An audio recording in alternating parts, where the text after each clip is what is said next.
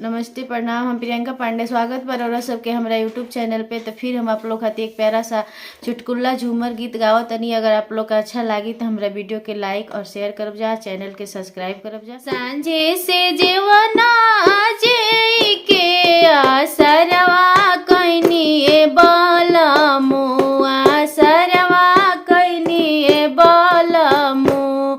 सांझे से जेवना आसरवा कैनी बालमु, आसरवा कैनी बालमु।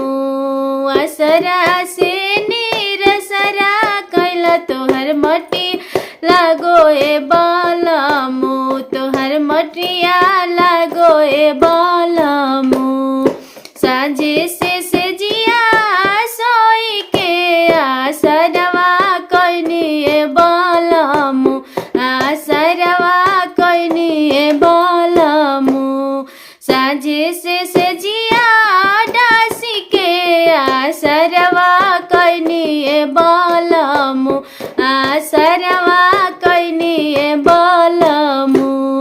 आसरा से निरसरा कैला तोहर मटिया लागो ए बालमु, तोहर मटिया लागो ए बालमु। सांझे से बीड़ा वाला गाई के तोहर असरा कैनी बालमु, तोहर असरा कैनी बालमु।